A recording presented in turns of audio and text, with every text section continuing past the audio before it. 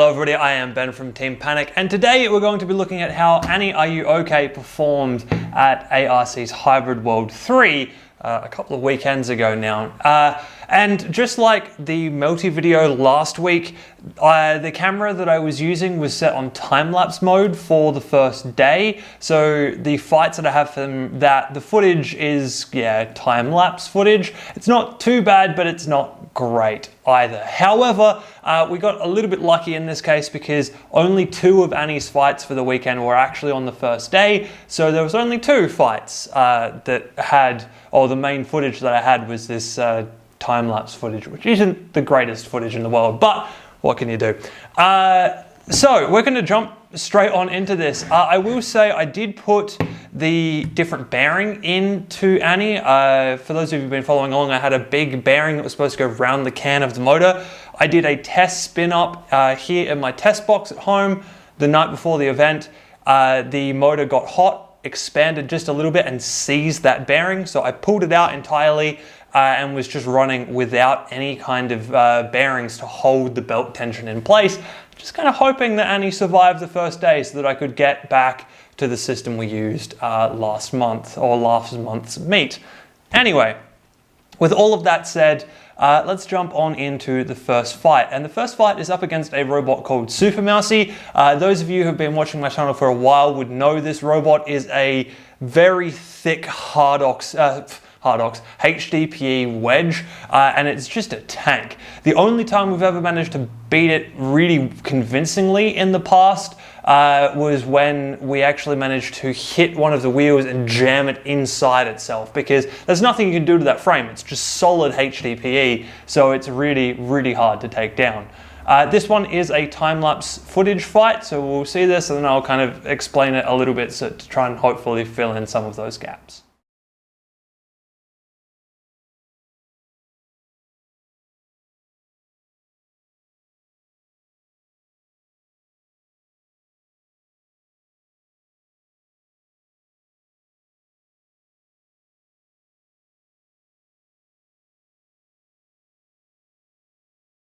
Yeah, so it was a pretty decent fight, this one. I mean, it was about what I was expecting out of Super Mousey. I put in a lot of big hits on the front, but there's not much I can do to that HDPE wedge. It's very, very resilient. Thankfully, they did end up going in the pit, so Annie actually won that fight. But like I said, after a number of decent shots to the front that did practically nothing. It was a good crowd fight, actually, though, because there was lots of nice big hits in there that threw the robots around a little bit, and it was a bit of fun.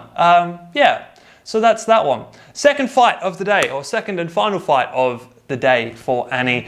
She's going up against a new robot called Griffin. Now, I was really worried going into this fight because Griffin, even though it was new, it had had 3 fights prior to fighting Annie that day, and it had won all of those, including going up against Lumberjack and beating Lumberjack, which is quite the feat for a brand new machine. I mean, it's built by a builder that has built robots before, but it's still a brand new machine. You expect some level of brand new build gremlins, and Griffin was not showing those. Now, as the name might suggest, it is a beta bar drum spinner, and yeah, like it was quite powerful during the day. It had beaten a lot of people and done a decent amount of damage. So I was, kind of nervous going into this one, and they'd actually put on extra front armor to try and guide Annie's weapon up into their blade a little bit more to get more chance of hitting in underneath Annie's blade and flipping me over, which could have been a massive problem. Now, this footage is not time-lapse footage. Thanks to John, who drives Tron in the Antweights. He actually recorded this one on his phone and has let me use the footage. So we're actually going to see a proper fight footage this time. 3, 2, 1, go!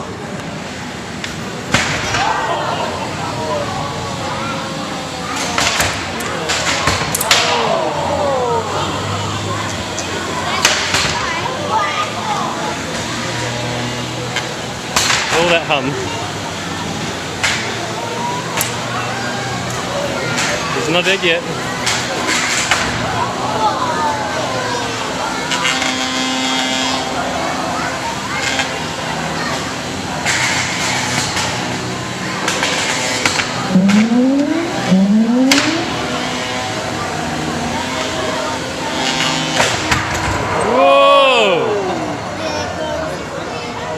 outside pit origin has lost both his wheels. Let's count him out. That was a good fight. There was lots and lots going on in that fight. Lots of nice weapon-to-weapon hits, lots of just really big hits. We managed to rip off that new front armor that they'd put on there just for us and get some even kind of more opportune hits. It was a good fight, that one. And Annie did what Annie does best, and she ate some wheels. She was hungry. That was a really fun fight in the end. And even though we did beat Griffin, I don't think there was a time at all during that fight where I wasn't nervous that the fight was about to suddenly flip on me and go the other way. Even when we'd taken off one wheel, there was a lot of times where there was some angling and stuff where I was like, oh, I could get thrown into the pit from here, and they never really stopped moving. So I was always a little bit worried that something was going to throw us into the pit, or just kind of make us lose that fight, essentially. Also, after that final big hit that kind of knocked their last tires off, Annie's weapon stopped entirely. I could not get the weapon spun back up. I was trying because at first I didn't register that both their wheels had been knocked off, so I kind of flicked the weapon back up and it didn't go back up, and then I realized what was happening, but I still was just trying to get the weapon to go because I wanted to make sure everything was still working and running correctly, but it did not. So at this point, it's the end of day one. It Works has been completely pulled from the competition, so Annie has now got my full focus, and overnight I change out the weapon motor, but decide not to put the bearings back in that were kind of eating a giant line in the old weapon motor. So just to see what happens, because she worked pretty well without any kind of bearing support to keep the belt tension in those two fights. So I decided that I was going to chance it and see how we went without any form of bearing support for the rest of the competition here. Then going into day two, we have a fight with Double Smasher. Now, Double Smasher is driven by one of the youngest competitors in the league, and it has very recently been upgraded. So upgraded with some TPU wheels and RC car tires on the outside, but also some nice big armor panels that kind of stopped me from getting anywhere near those wheels. So I was a little bit worried that this one was going to go the full 3 minutes and I could potentially be pushed down a pit.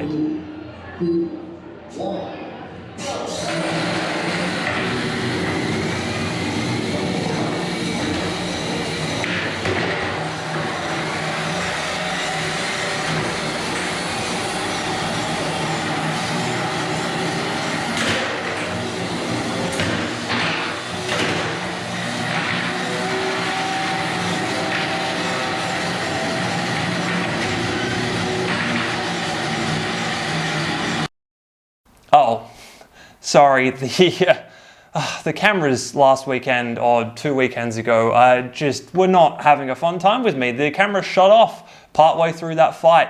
To kind of finish that fight off, we'd taken out one of their wheels pretty early, but they were still able to crab walk, especially swinging the hammers around. They were able to crab walk quite well. It wasn't necessarily super controlled, but it was definitely movement, and it was definitely movement away from me. So they stayed in the fight for quite a while after that. And I was trying to get that final wheel, but a combination of the armor and the actual wheel itself all just stopped me from really getting in there. The only reason that we got the one wheel off is that the grub screws loosened up and kind of popped it, and the other one, the grub screws were tight and they just stayed. They stayed the whole way through, which did not help us in particular. However, eventually, kind of while they were kind of crab walking around, I kept kind of just little nudges with the weapon and eventually kind of high-sided them on the pit. The good wheel over the pit and then the robot resting on the chassis. So it kind of got stuck and stayed there, which, yeah, it was an interesting fight. Nath is an interesting driver. He really loves to dance and make his robot kind of like spin around in circles and flail hammers and stuff around. But every now and again, he would just like suddenly I don't know, change his mind entirely and just drive really well for like 10 seconds, and then suddenly he's back to dancing again. So it's going to be interesting as he kind of grows into the sport more. I think he's going to be a really, really good driver as he starts to dance less and fight more. But for now, look, he's happy dancing around the arena, so let him. It's fun. It's fine. Now, the next fight of the day is a robot called DrRoboMaxAlot, which I had to double check that because they also had a robot called DrMaxSpinAlot. I believe that's the robot name. I'll double check that because I have to tell you about it in the ant weight fights next week. And they're a brand new team, actually not even from this state. They flew all the way over here just for this event, and like mad props to them for doing that. That's a big commitment at this point in time. And yeah, they're a brand new team, hadn't ever built robots before. The robot that they brought was an overhead spinner with a 3D printed chassis and Lexan armor around the outside, which is a decent strategy for a first Beetle. I mean, my first Beetle was also a 3D printed frame inside, but actually a weaker 3D printed frame than theirs. I had a few different issues with it over the weekend, and our first attempt at having this fight was kind of stopped. We put the robots in, but they couldn't actually get the robot to power up on their side, and we had to pull it back out and check all their wiring before putting it back in again and going from there.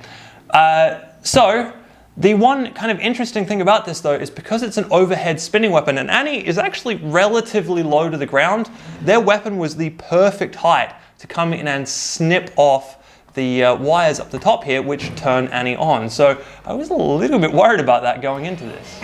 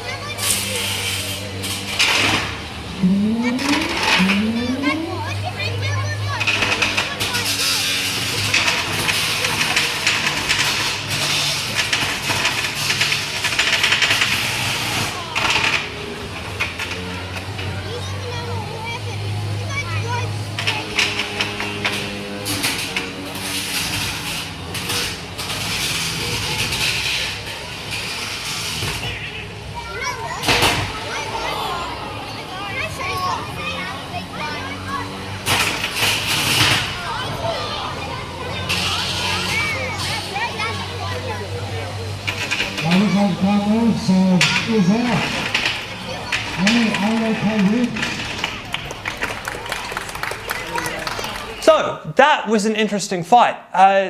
For a 3D printed chassis, they were quite durable, and I think that was the Lexan armor. I was continuously hitting the Lexan armor right up until I got through it. Once I got through the Lexan armor, the print kind of shattered, a bit like this. But I was quite surprised at how durable that was, especially considering my own experiences printing chassis for the Beetle Weight League. Didn't go spectacularly well, definitely didn't go that well. And also, I've got to say, it took a lot of hits to get them to stop moving in the end. So I'm quite impressed, especially as a first build. That was, I'm quite impressed by that. And it was, of course, a fun fight. So the final fight of our round robin here is up against Lumberjack. And this was going to be the final fight of the session on Sunday morning. It was the big showstopper.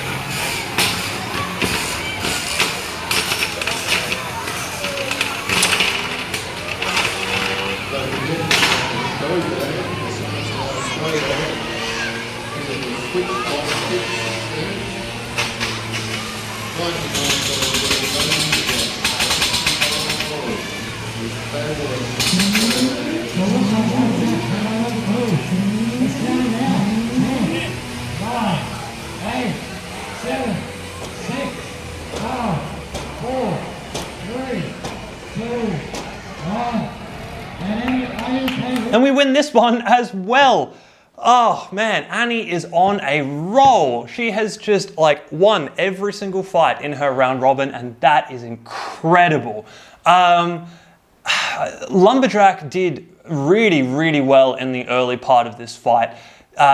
Chris, who drives Lumberjack, did a really great job of getting around my sides and like nibbling at my wheels and not letting the weapon-to-weapon hits happen. There was only really a few of them in the early kind of 30 seconds of that fight, and that's all down to his driving. He was doing a really good job of keeping me away.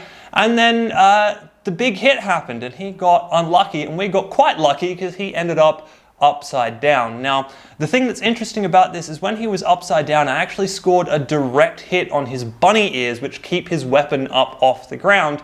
So you have a look, if you look before that hit, the ears are exactly the same, and if you look after that hit, one of them is significantly mangled. So after that hit, he was able to keep the weapon spinning for a little bit, but then that amount of damage and twisting and warping finally jammed up the spinner and everything stopped. That was about the time as well that we had also taken off the silicons off of his wheels, which was enough to high side him in the arena. Now, he could drive without the silicons, but because the arena surface in some places is a little bit uneven, which that's all arena surfaces really, he just got hung up. I did try and hit him a couple of times to get him off there, but there wasn't really much I could do. He got stuck, unfortunately. So having won all of Annie's fights for our round robin, it is time to move on to the finals. And the very first final we were up against, the semi-final, we were up against Dozer, which is a tanky robot that it looks like it's 6-wheel drive, but it's actually not 6-wheel drive. Their original intention was to make it 6-wheel drive, but something apparently didn't work out there. So it's 2 mid-wheel drives and a very thick armor panel at the front. And the last time I fought them, or the last couple of times I've fought them, Annie hasn't really been able to do too much. I keep slamming into that thick armor panel at the front and kind of getting nowhere. So I put on the big disc weapon, hoping that I could actually finally break through that front armor. 2, 1.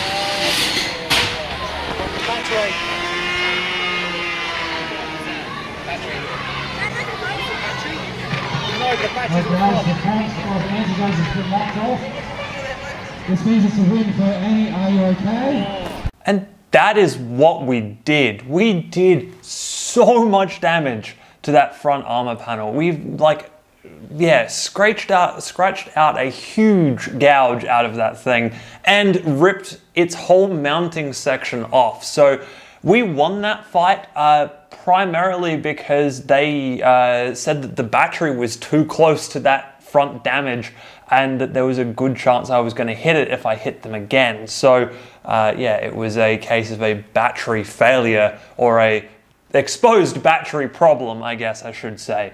Yeah, so that was great. Like, Annie is doing really, really well. Considering, like I said, we're not running that belt tensioning system, everything's working really well. And the disc is the hardest thing to spin up, and it spun up, no problem, all the way through that fight. It kept hitting really, really hard.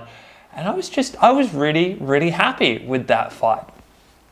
So, I'm gonna do this in canonical order here. So we've literally just come steamrolling out of the semi-finals, and the very next thing that happened canonically was a rumble. Now, I wanted to go in that rumble, but of course it would have been very, very silly of me to put Annie, who needed to turn around and go into a final, into that match, because I don't have the battery to do that, and I don't want to be taking damage on Annie's because that would put me at a disadvantage for the final.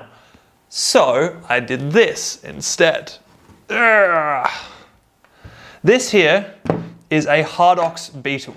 It is a Hardox steel wedge, and then it is a welded Hardox chassis with a rubber inner. I'm not going to go too much into detail about this thing. It was designed to be the worst possible fight for the Melty Brain, and essentially I wanted to use it to have the Melty Brain deal the maximum damage to itself, so I could work out where all the weak points were. As it turned out, I didn't have time to put this in to fight the Melty because of the issues I had with that. And also the Melty did enough damage to itself without running it into the worst possible case scenario. So I had this robot sitting there doing nothing, and I decided that I was going to throw it into the Beetle Weight Rumble. So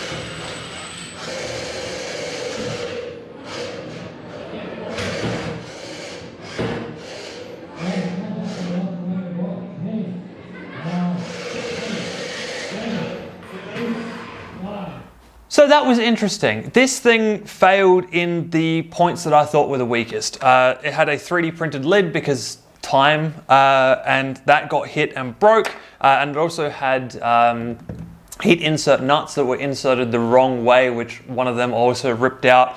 And I 3D printed gears on the outside, which kind of burnt up a little bit.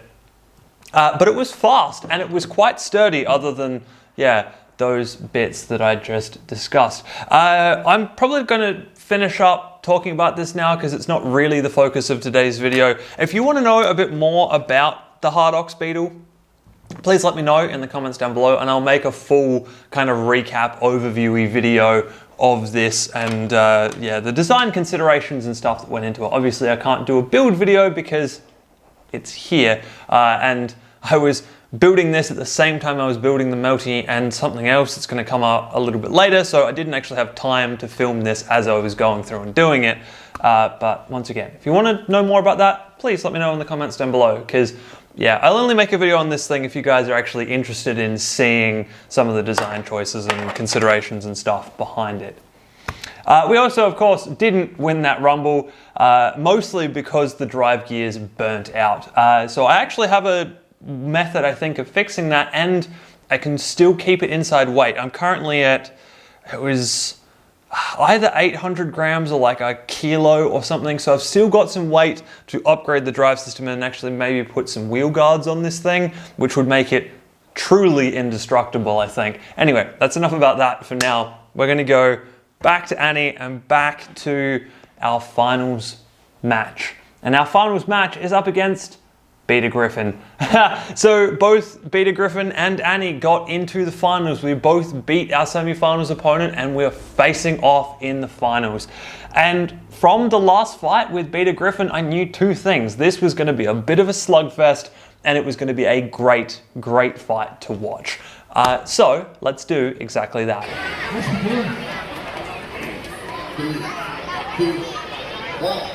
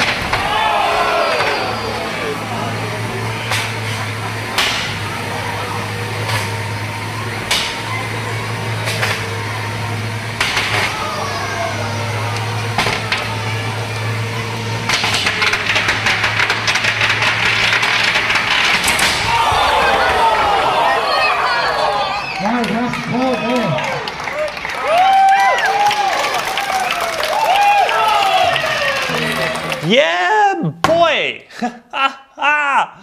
Yes, Annie has done things. She has done things very, very well. But more than that, that fight was awesome. It was such a fun fight to watch. It was such a fun fight to drive. The crowd loved it. They got behind it. It was just a good fight all around. And yeah, so there's a couple of things that I should clarify in this. Obviously, lots of nice weapon-to-weapon hits. I'm going to have to replace Annie's weapon after that fight because there is some considerable damage to that thing. Annie's weapon was still spinning up at the end and still does spin up. However, she actually, a long time ago now, I put a little spacer in underneath the weapon to stop the weapon from hitting the bolts and the underside of the robot too much. I was about to change that in a future iteration of Annie, but in this fight, for the first time in a long time, the weapon actually hit that standoff. So it's kind of clued me in that this needs to be here and it needs to stay. So it was actually well timed on that front. So we got Beta Griffin upside down, and we got very lucky to get them upside down because, yeah, getting a vertical spinner to go upside down with a horizontal weapon is not something you can bank on. That is not a done deal.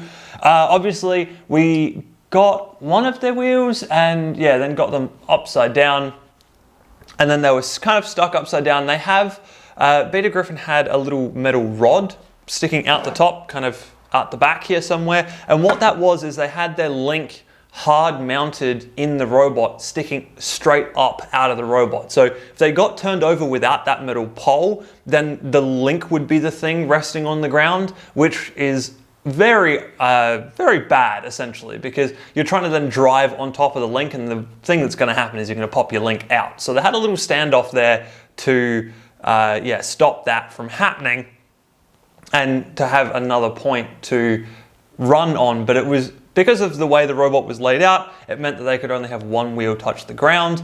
And then Annie got in under there and smacked that standoff really hard. Like, I think that was one of the best bites of the entire competition from Annie, and she just smacked it hard. So not only did the entire lid of the robot come off, but their link also actually came out in the same hit. I don't think it had too much damage to it. It just got popped out and thrown onto the floor.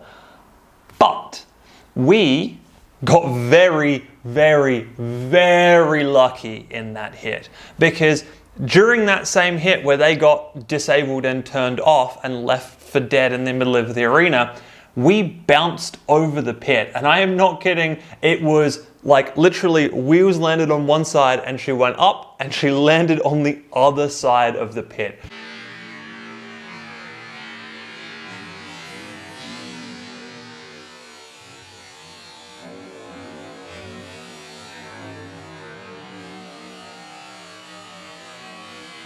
If we had gone in there, we actually would have lost the fight, because even though Beta Griffin landed externally, like landed and was dead in the water, technically there's supposed to be a 10-second count for that. But if Annie had landed in the pit, that's an instant KO. So if we had, even been like a couple of moves this way or a couple of moves that way, we would have been in that pit and we would have lost that fight.